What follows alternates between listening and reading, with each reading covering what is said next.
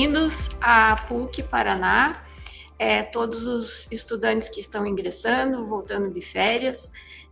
Eu sou a professora Elisângela, do Programa de Pós-Graduação em Tecnologia em Saúde, também sou professora da graduação em Engenharia Biomédica e sou membro do Observatório de Inteligência Artificial no Ensino Superior da PUC Paraná. E é sobre isso que nós vamos falar hoje, sobre inteligência artificial e ensino e tudo mais. Eu estou aqui, então, com os meus dois parceiros de conversa aqui, o professor Erickson Sávio Falabretti, que é professor do curso de Filosofia e também é pró-reitor de Desenvolvimento Educacional.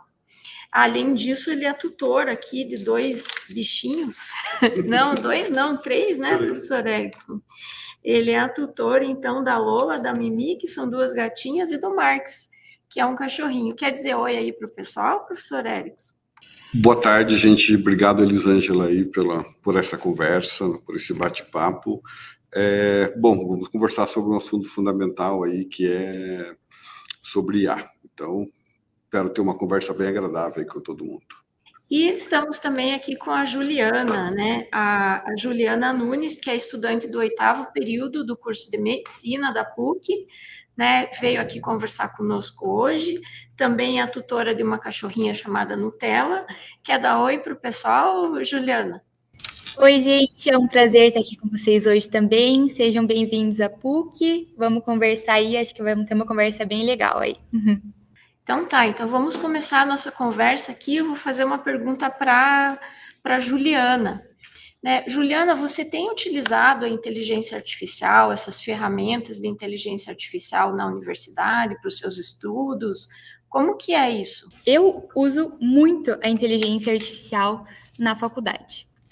Eu acho que a utilização padrão da inteligência artificial é uma coisa que todo mundo conhece, né?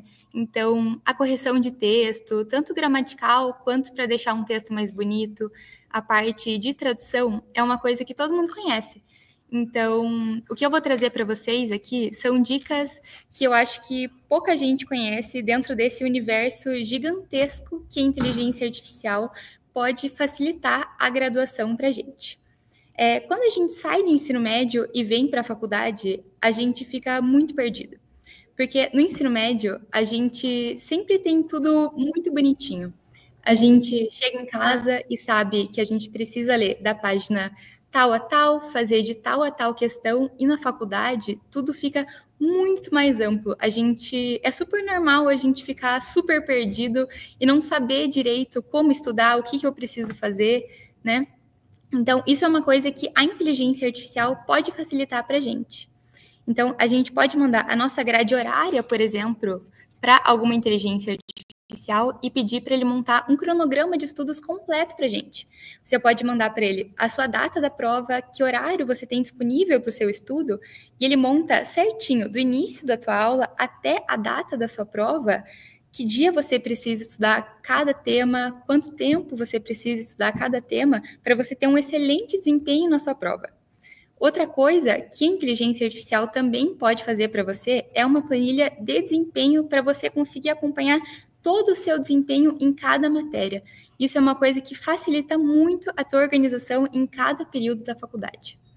Outra coisa que a inteligência artificial também pode fazer por você, que na faculdade de medicina é uma coisa que a gente tem muita dificuldade, é não ter acesso a questões para dizer se a gente está pronto ou não para alguma prova, né? Então, a gente manda os resumos que a gente faz das aulas e pede para eles montarem questões para a gente, divididas em fácil, médio e difícil, né? Então, a gente pede, faça questões de A, B, C, D com o gabarito, e a gente consegue ver se a gente está preparado ou não para aquela prova. Ou, com base nesse resumo que eu mandei para você, faça macetes desse tema. Ou, faça slides, ou me explique essa matéria de um tema diferente, de um jeito diferente, né? Às vezes um conteúdo parece difícil, mas a gente só precisa que aquilo seja explicado de um jeito um pouquinho diferente para dar o estalo e a gente entender aquilo, né, de uma maneira diferente. Então, a inteligência artificial é um universo muito grande e pode facilitar muito a nossa vida universitária se a gente souber usar ela do jeito certo. Muito legal, hein, Juliana? E daí, professor Erickson, o que o senhor achou dessas ideias da Juliana? Não, primeiro, parabéns para a Juliana, né? Sensacional, porque tem um detalhe que é interessante, ela realmente converteu a IA num assistente dela, para processos de aprendizagem, de estudo, de jornada. Ela deu à IA aquela condição de ser uma espécie de assistente, tutor, né? Então, desde formular questões em níveis diferentes, dar feedback, pensar no cronograma, ajudar a pensar no calendário de estudos, né? E é isso que a gente espera do uso das novas tecnologias na educação, que elas não substituam as nossas, vamos dizer assim, habilidades e competências cognitivas, mas elas potencializem isso, né? E façam esse trabalho, enfim, muito do próprio, assim, de assistir as escolhas que nós fizemos e não fazer leituras e escolhas pela gente, por exemplo, interpretação. E ela deixou muito claro. Então, é muito bacana. Ela potencializa o estudo, né? A IA usada para potencializar a aprendizagem, o desenvolvimento de competências. Achei sensacional. Parabéns, Juliana. Muito bacana. E, Erickson, assim, como que a PUC vê, né, numa forma mais ampla, o uso da IA dentro dos processos de ensino e aprendizagem? Né? Como que a PUC enxerga isso? A PUC deseja que seja feito, preconiza, recomenda o uso e de que forma? Pode contar um pouco para nós, assim, como é que a universidade tem lidado com isso? Bom, primeiro o exemplo que a Juliana trouxe, a gente tem um exemplo claro de como o uso de IA pode ser estratégico, importante e pode potencializar a aprendizagem, né? Não substitui nem a obrigação, a responsabilidade do estudante e nem o papel do professor. E a universidade acredita e tem postulado que, apesar de todos os avanços e todas as tecnologias da IA que surgiu, esses papéis do aprendente e do professor, eles não mudaram, né? Eles continuam ali imbuídos de toda a responsabilidade que cabe a cada um desses papéis.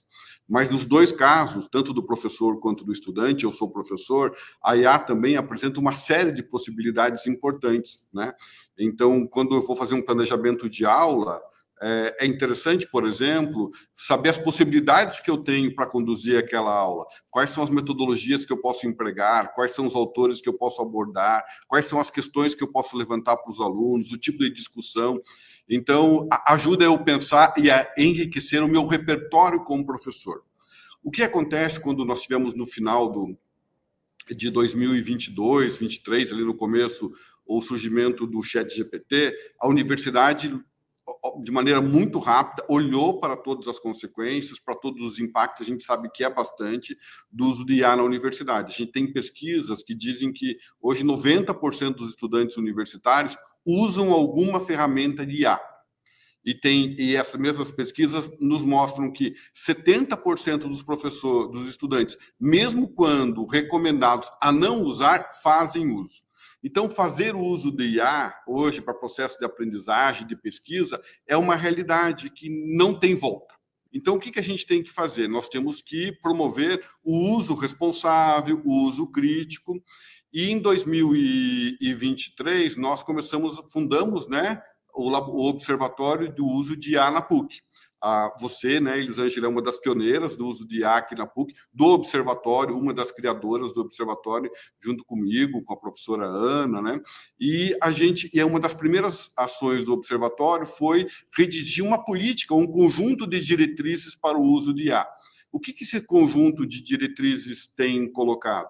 Que o nosso caminho não é nem o caminho, nem o extremo da negação da IA e nem o extremo da aceitação ingênua. Eu tenho dito que a universidade tem que se posicionar de uma maneira muito crítica, muito esclarecida sobre isso. E é isso que a gente tem feito, sem IA-fobia e sem IA-filia, né? A crença ingênua ou o medo também ingênuo. Mas a gente entende, de maneira geral, que é inevitável, ela está presente em processo de ensino, de pesquisa, e chegou para ficar, e a gente tem que tirar o melhor proveito disso em prol da aprendizagem e da promoção do conhecimento. Eu acho que essa é a grande lição que a gente sempre tem que ter em mente. Isso. concordo, e assim, só para lembrar, né, essas diretrizes que o professor Erickson mencionou, o link para elas estão aqui abaixo aqui do vídeo, e todos os estudantes e professores, eles são convidados, então, a consultar, e é um documento que tem força, né, de resolução, é uma resolução do consumo, foi assinada pelo nosso reitor, então ela deve ser utilizada, deve ser contemplada em todos os nossos trabalhos aqui como professores e estudantes, né? Então, leiam e façam uso delas para guiar, né, a sua utilização. Posso complementar uma coisa sobre isso, Elisângela? Isso que ela falou é bem importante, é um documento regulamentar da instituição sobre uso para pesquisa, ensino, projetos de extensão, enfim, publicações, tanto para professores como para estudantes, mas tem uma coisa muito importante, né? Ela também ela, de uma certa maneira, é um documento que dá suporte ao professor e ao estudante. Ele alerta também o professor e o estudante sobre os cuidados que ele tem e a proteção que ele tem, que ele deve estar sempre atento no uso dessas ferramentas, né? Então, é muito importante, ele é um documento mais propriamente do que normativo, ele também é muito esclarecedor sobre os impactos para o próprio sujeito, para o professor e estudante, quando ele lança a mão desses recursos. Elas foram feitas para ajudar a comunidade, inclusive um pedido, né, de professores, para ajudar que a universidade tivesse um posicionamento, e nós fizemos com a ajuda de todas as escolas, né? Então, é um documento bastante interessante, porque ele é um documento comunitário, né, digamos assim, ele foi feito de uma forma colegiada. E, assim, agora nós pensamos bastante, assim, sobre o que acontece aqui dentro da universidade, né, mas vamos pensar um pouco agora o que acontece fora, né, e aí eu vou perguntar para a Juliana como que ela vê, então, essas tecnologias no mundo do trabalho, ou seja, quando ela for médica, né? Como é que você vê isso, Juliana? Você vê isso como uma ameaça, como algo que possa te ajudar, né? E aproveitando, já colocando outra pergunta no gancho, como que a PUC tem preparado vocês, né, para quando vocês saírem e forem trabalhar nesse mundo, nessas tecnologias são também correntes, né? Prof, eu acho que a inteligência artificial na medicina é sempre um tabu, né? As pessoas têm muito medo da inteligência artificial substituir o médico, né?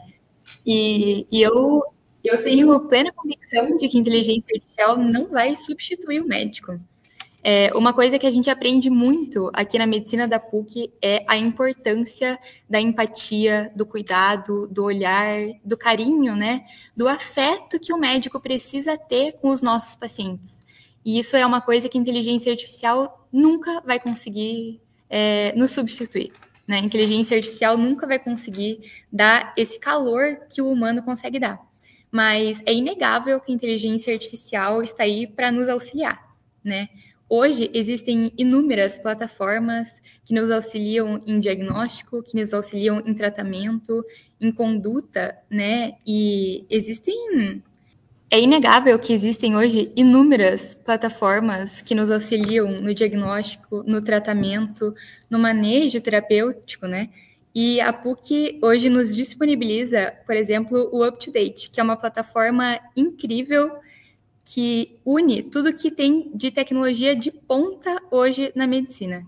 Então, é uma plataforma que usa a inteligência artificial com tudo que tem de mais novo de artigos médicos.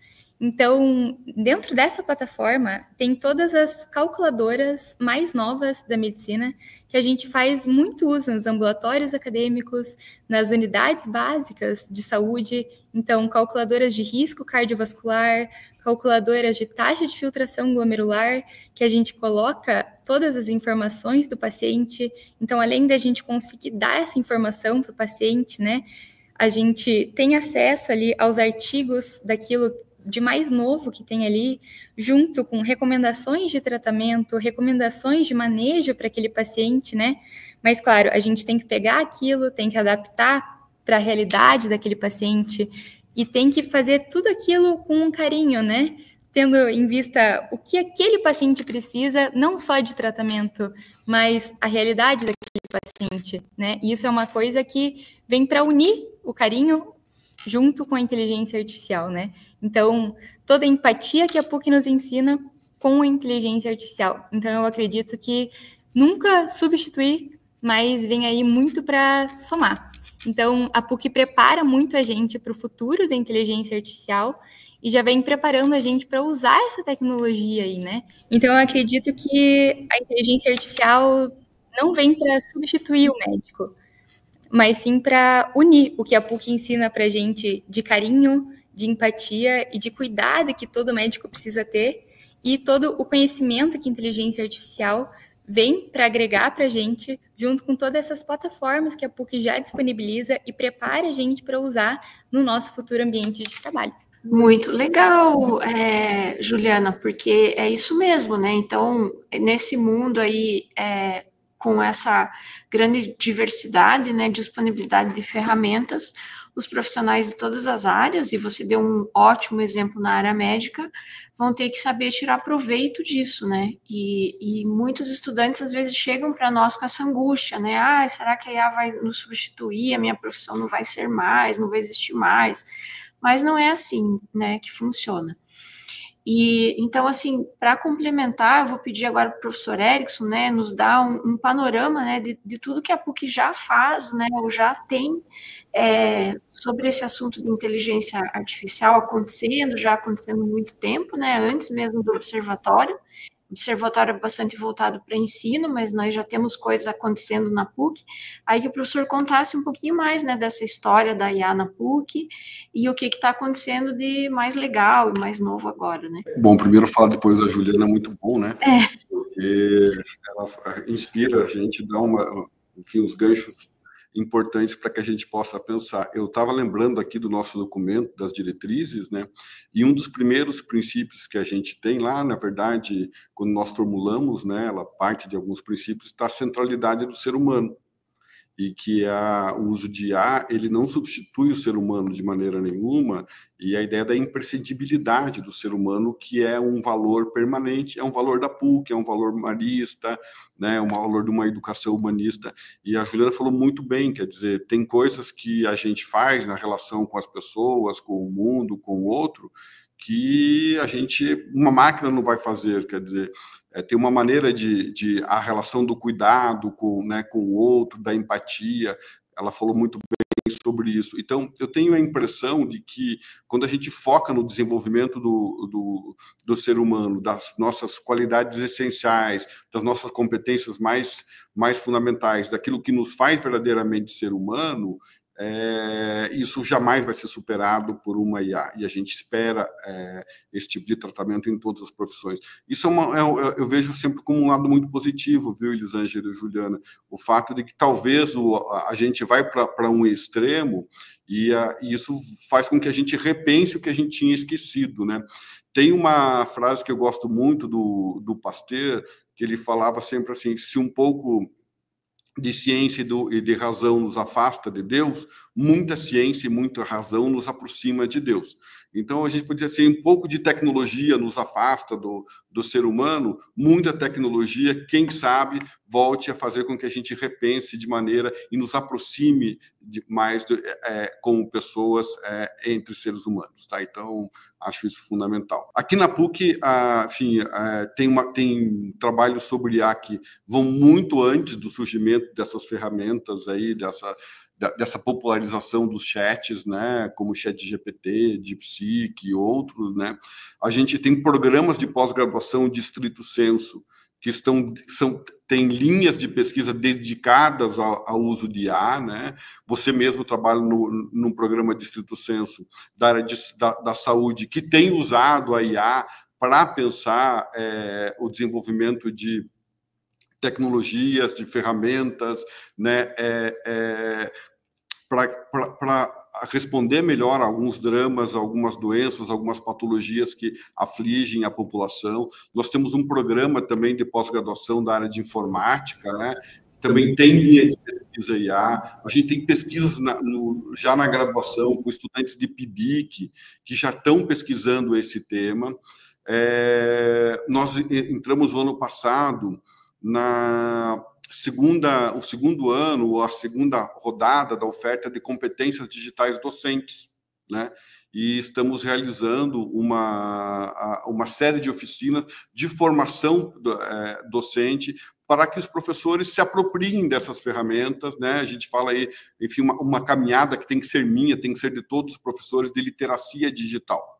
Eu acho isso muito importante, né? E hoje a literacia digital supõe justamente se apropriar, entender como essas ferramentas funcionam, quais são as possibilidades, né? Você vê que eu estou usando sempre um tema, sempre me referindo a IA como uma ferramenta, né? O que é uma ferramenta? Uma ferramenta é aquela que está disponível, que está à nossa mão e que nós nos servirmos dessa ferramenta para dar a finalidade que nós queremos. Então, essa é a perspectiva que eu acho que hoje a gente tem que ter com o IA, a ideia de ferramenta, aquilo que está disponível à minha mão. Mas uma ferramenta só pode ser bem usada quando eu domino tecnicamente o seu uso e compreendo a sua finalidade. Mas ela em si, ela não determina qual é a sua finalidade. A finalidade é dado pela gente, né? Então, o que ela vai ser, o propósito para que ela vai servir, a sua aplicação, é dado por quem entende, se apropria dessa ferramenta e emprega ela com responsabilidade. Então, na PUC acontece muita coisa. Nós tivemos o lançamento das diretrizes, que foi um marco importante em todo o Brasil. Nós fomos uma das universidades pioneiras a fazer esse lançamento. Nós temos agora eventos também contínuos de formação docente, congressos que os programas de graduação estão utilizando.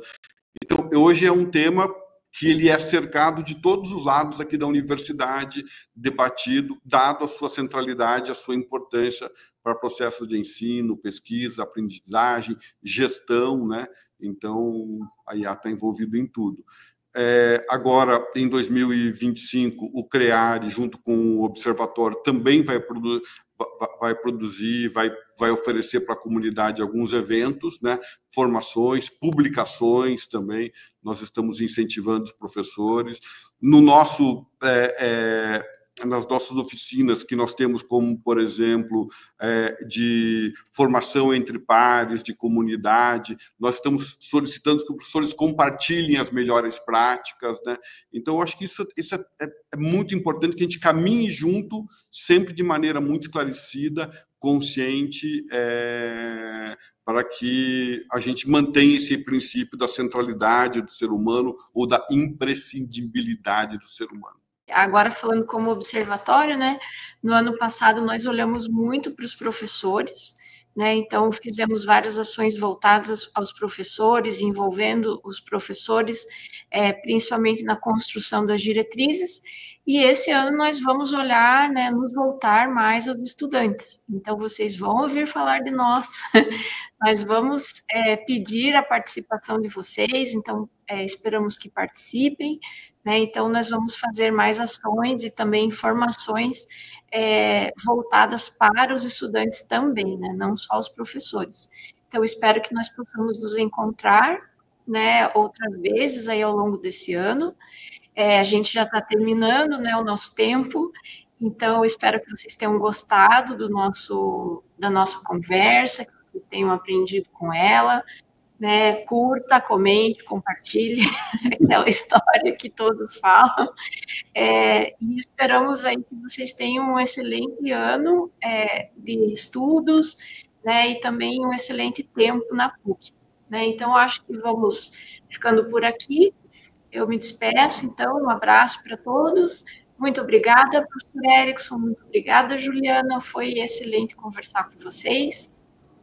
E eu acho que é isso. Vocês também querem se despedir aí do pessoal? Eu agradeço a conversa, Elisângela, foi muito bom assim, parar para refletir sobre isso, para refletir junto com a Juliana, ela compartilhar a experiência de uma acadêmica, né, e uma experiência tão madura e tão consciente do uso né, da IA. Eu acho que isso é fundamental para que a gente possa, inclusive, fazer aquilo que eu falei, né, compartilhar as boas práticas que a gente tem que aprender juntos a trabalhar cada vez mais de maneira cooperativa. Então, muito obrigado a todos e todas. Agradeço também muito pelo convite. Ouvir as palavras do Prof. Erickson também foram lindas. E todos sejam muito bem-vindos à PUC. Espero que aproveitem muito a faculdade. Essa família aqui é maravilhosa. Então, tá bom. Tchau, gente. Tchau.